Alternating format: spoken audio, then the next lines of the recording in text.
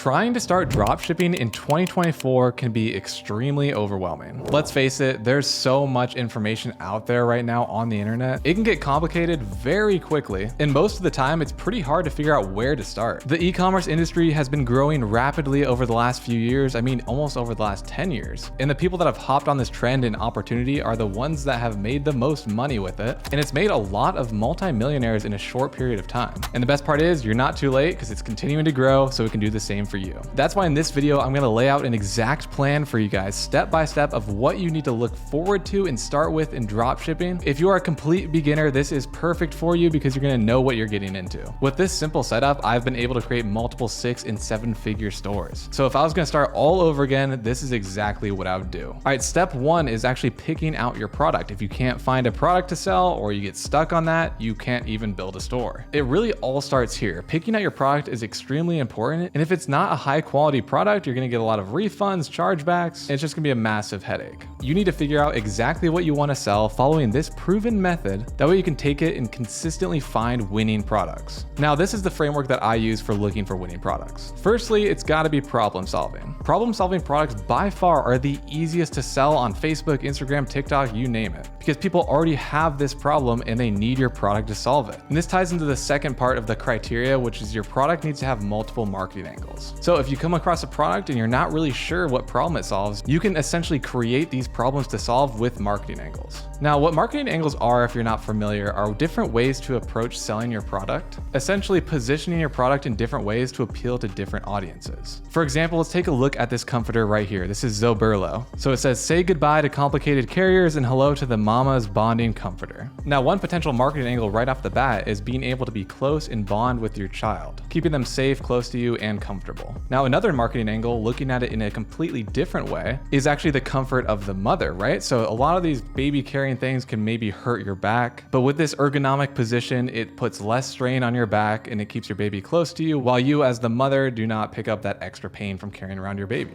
Another angle could be a great way to get your baby to stop fidgeting. If you're in a loose carrier and they can pick up random stuff on the street or whatever, it could lead to a lot of harm to your baby and maybe putting something in their mouth that they're not supposed to. Now, with this product, your baby's arms are trapped nice and tightly around you. Therefore, your baby does not pick up all the garbage on the street. That is a perfect example of marketing angles, and the more that you can come up with when you're looking for your product, the higher chance of success that you have, because you have more options and shots to take with each of these marketing angles, that one of the many that you come up with and test is bound to hit. And next, it's very helpful to have a product that's unique and eye-catching. With people's attention spans, as you guys know, just growing shorter and shorter every day thanks to short-form content and social media, it's really nice to have a product that stands out amongst the rest. Whether it's a unique way that the product solves a problem, or it's just the appearance of the product, or just how it engages with you, it must be able to grab attention, because attention today is currency. Most people are just gonna scroll right past your product if it's super boring and a static ad. Lastly, it's really helpful if you can find a product that you can film UGC style. So UGC is user-generated content. It's basically anything that you take on your iPhone and it looks really organic and native to a platform like TikTok or Instagram Reels. This style and capability allows you to advertise products and create ad creatives without having to go out and buy an expensive studio and do like a big production shot like,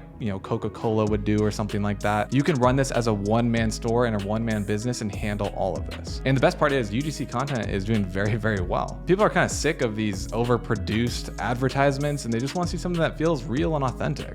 The easiest way to find winning products, and I've been using them forever, is going on to Monea. Monea's entire platform is built around finding winning products for you and bringing you the best value and data-driven proof to your forefront, so you don't have to go spending hours looking on AliExpress or wherever. They have great features like top 10 winning products of the day by platform, such as Facebook, Pinterest, TikTok, so whatever you're planning to sell on or create advertisements for, you can look in that specific category. It's also fantastic if you click on one of the products, they give you so much information about the advertisement and the product itself, plus the company that's selling the product. For example, this one has the ad copy built in here. It shows you how many plays the ad has, how many likes. You can actually click on the link to the product and it'll take you to the exact product landing page that that advertisement came from. Basically, all in all, it consolidates all of the market research for you. That way you can find that winning product a lot quicker. That is my #1 recommended way to find a winning product. And if you want to try out Monea for free, I'll have a link down below in the description. All right, now once you've found your winning product that you want to test out and sell, has a lot of great marketing angles, you need to move on to step 2.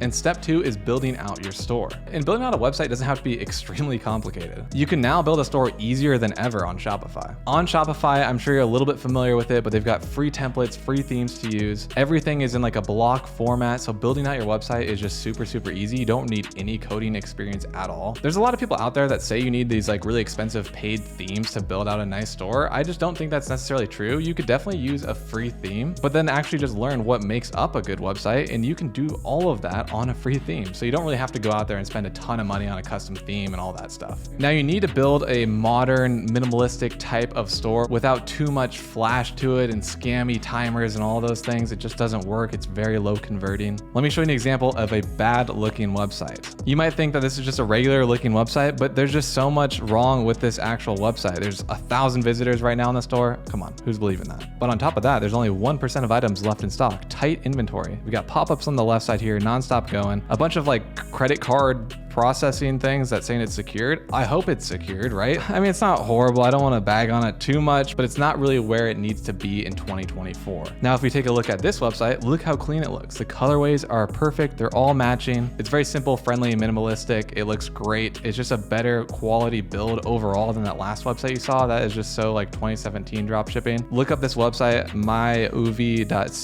It is just a good template to look at and use for inspiration for your website. Now, when you're building out your website, you really want to focus on building out the product landing page the most, because when you're advertising your product, that's where you're going to direct your traffic. Therefore, you need it to look the best. You want to think of your landing page to your product as the salesman of your business. The advertisement hooked them in. They've got some crazy marketing guy, but then they come into the warehouse or the sales floor, and now it's the salesman's job to kind of close the deal. So you need your landing page to be very thought out, frictionless, and just giving that customer an overall great experience and feeling that quality and trust in your website. Same thing as a salesman, right? If you go over to some random car dealership on the side of the road and it just seems a little bit sketchy, the salesman's got an untucked shirt, he's not trimmed up in the face, maybe he's smoking a cigarette, you're just not going to trust that guy as much as going to a premium dealership. Basically, presentation here is key, and it is still important in 2024. So now once you've built out your website, you need to move on to step 3, which is finding a reliable supplier. You need to be able to find a supplier that can fulfill your orders with great shipping times, good customer service, and actually want to work with you as essentially a partner in the business to help you grow and give you ideas. Otherwise, if you don't have any of this stuff, you're going to encounter a lot of customer service issues and headaches. If it arrives broken, or if it arrives in 4 months from now, the customers are not going to be happy and you're going to deal with a lot of returns. Now, most people are going to go straight to AliExpress and order off any random supplier that they find that has their product, and that's just not the way to do it. You really have to vet out all of your suppliers, otherwise you're going to get a bunch of headaches. So one fantastic tool that I like to use for suppliers, now that they've actually brought this into their marketplace, is AutoDS. AutoDS does a ton of different things, everything from A to Z for dropshipping, like automatic order fulfillment. They do print on demand now, keep track of all of your metrics for you, and now they also provide suppliers. So they vet out their suppliers for you, put it into their marketplace where you can now receive 2 business days shipping times. Obviously, it's not on every single product, just depends on how popular the product is and the stock of it, but they've already vetted all of this out for you. So if you can find your product on AutoDS in the marketplace, you're not going to have to go through all of that vetting your supplier, right? All you'd have to do is find the product that you want here, import it into your store, which is, it's automatically connected, so it makes it super easy. And now that supplier is automatically linked to that product, so when they automatically fulfill the orders for you, it's going to go through this supplier that they've already vetted. Now we'll actually come back to AutoDS later on because I'm going to talk about some of the other features that they have. But in terms of finding a supplier, they are a great tool for it in uploading your products and product management. And of course, if you want to try them out for free to make sure everything I'm saying is completely true, I'll have a link down below in the description. Now moving on to step 4, we found our product, we built out our store, and now we have a supplier. The next thing that we have to start doing is advertising. We need to get traffic onto our website so people purchase from us. Now there's 2 ways to kind of approach advertising. One is organic traffic and the other is paid traffic. They both have their pros and cons, so let me explain both of them so you might be able to decide which is the best for you. Organic traffic is posting anything on like TikTok, YouTube Shorts, or Instagram Reels, building up this like type of theme page for your business essentially, and then promoting your products on there, running some organic advertisements, just posting TikToks of the product. Now you do have to mix in a lot of obviously like niche-based stuff to grow a following first and then start trickling in these advertisements. But the best part about it is if you can crack the formula for organic traffic in TikTok and Instagram Reels, and you're really, really good at it and can make engaging content, you're gonna get a lot of free traffic and eyeballs onto your product. You can get 1 million views on TikTok, and maybe only 1 to 5% of those people actually click on the link in your bio and go to that product page, but that is just completely free traffic. So it's really, really nice tool to have in 2024 that I did not have when I started out, and it can cut down a lot of your costs in the beginning. Now, fair warning, organic can take a lot of time to learn how to do it. You got to order the product to your house. You have to make sure you know how to take engaging content, following trends. And the most important thing is actually remaining consistent, posting 3 times a day. So it is a little bit more work up front, but it can be really rewarding, and you'll actually make a lot more profit or margins off of it because there's no advertising expense. And another benefit of organic is that it kind of tests the advertisements for you, essentially. If you're wanting to test 5 to 10 marketing angles and you do it on organic and you see which one resonates with the audience the most, it gets the most views, that's probably your winning marketing angle for that product. And now you can move that one that you've tested into paid traffic for more sustainable traffic. So the difference between paid traffic and organic is that paid traffic you're quite literally just paying for. So any sponsored posts on like Instagram, Facebook,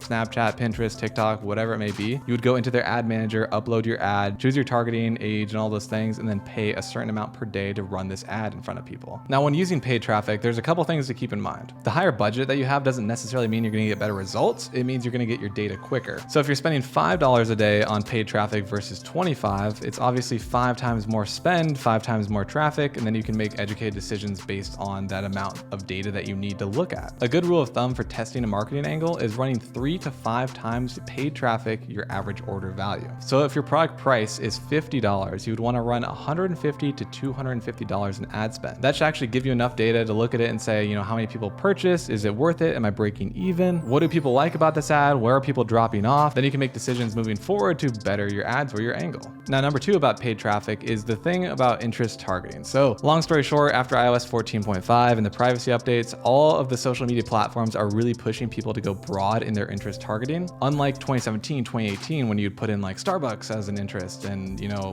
Dunkin' Donuts or whatever. But long story short, it's better to go broad and let the algorithm decide where to show this because their algorithms are getting better and better every single day. I've been running broad campaigns since like 2020, 2021, and they've been doing fantastic. And number 3 about running paid traffic is that you always want to be A/B testing, right? You're going to be testing first different marketing angles of your product to see which one works the best. And once you find that marketing angle that works the best, then you want to update your ad creatives because you want to test out different hooks, different scenes, whatever it may be. A/B testing is key because you can always improve on your ads and make them better and better, therefore getting you a higher return on your ad spend, which then allows you to receive more profit. And also a thing with paid traffic is that you kind of do have to refresh your ad creatives every couple of weeks to a month or so. Depending on how they're performing, they can actually get ad fatigue. So there's a frequency section in paid traffic. What that number is actually how many people on average have seen your ad more than once. So if you have a frequency level of 2, that means on average, every person's seen it twice. And then you get ad fatigue, and that's when you start seeing your cost per purchase rise, and you have to refresh that creative to get new eyeballs on it. Definitely just something to keep in mind. Now, once you got your advertisements up and running, and hopefully they're doing well, you have to fulfill your orders, right? So that moves us on to the next step. Now, this is where we're gonna go back to AutoDS because if you're using them for a supplier or if you're not using them for a supplier, they work with all of them. So it doesn't really matter if you use them or not. But on AutoDS, they can do automatic order fulfillment for you. So it's tied into your store. So whenever AutoDS gets an actual order from you shown on their back end, they'll actually place the order automatically for you, sync all the tracking information, pay for it, everything. And to do that, all I have to do is go into the settings section and then go to buyer accounts, plug in your information for your credit card so they can charge it for the product. And then you'll be all set up and good to go. So if you get an order, it'll order it the next day for you. So you don't have to deal with any of that manual fulfillment. It'll show up like this, like there's the product right here. Here's the order date. Is it shipped out? Yes or no? It'll give you your IDs for the supplier, the quantity. This was a test order I did for a website. And so I got my name here, the customer name and address. And that's literally it. Then you were good to go. AutoDS is by far the easiest way to handle order management and order fulfillment. I really can't recommend it enough. It saved me so much time in terms of orders because manual just takes forever. Now, after you figure out how to fulfill your orders, you got to move on to the next step. You might be thinking, what step comes after fulfilling the orders, right? The next step is scaling up your store in iteration or A/B testing. In e-com, you can't just sit back and relax. I've made that mistake. If something's working, you're going to go on vacation thinking you're making all this money. But in reality, you always have to be testing. You always have to be 2 to 3, 4 weeks ahead of the curve. So you can either scale up the ads that you're running right now that are successful just by pumping in more money, duplicating the ad campaigns, and then hopefully you'll keep the same return on ad spend. So then you're just scaling up your store and your profitable days are even more profitable. But even if that's working, don't stop there. You need to be A/B testing on the back end of new ad creatives, new angles, maybe even new products, because you never know when one is just going to stop working, and you want to create a sustainable business with sustainable income. And that is super, super important to continue testing. Everything can always be updated and improved. Trust me, you can fix everything on your website, your creatives. It's pretty much endless. So I don't want you to stop if you found your first winner thinking it's gonna last forever. You need to be ahead of the curve. I hope this was a good breakdown of what you can expect when starting off your Shopify dropshipping store. Those are the exact steps that you need to take or you will be taking when you're building out your business. Each one obviously is gonna take a little bit of time to learn and build out, but it is extremely worth it in the end. I would not change a thing about my career right now. I love doing it. Now, obviously on my channel, I have way more in-depth videos on each of these steps, like 45 hour-and-a-half long videos on these. So if you get stuck on any of these steps, just go back to my channel. You'll find some great quality content there and some strategies. And of course, before we go, if you want to work with me and my team at Ecom Remastered personally, where you can work with me one-on-one, as well as my head coaches, where we can build custom UGC content for you, custom websites, host 4 live coaching calls a week. And the best part is it's lifetime access. We'll work with you until you hit your goals and even past that. If this sounds like the extra help that you need, make sure to book in an application call down below. All right, guys, as always, thanks for watching, and I'll see you guys next time.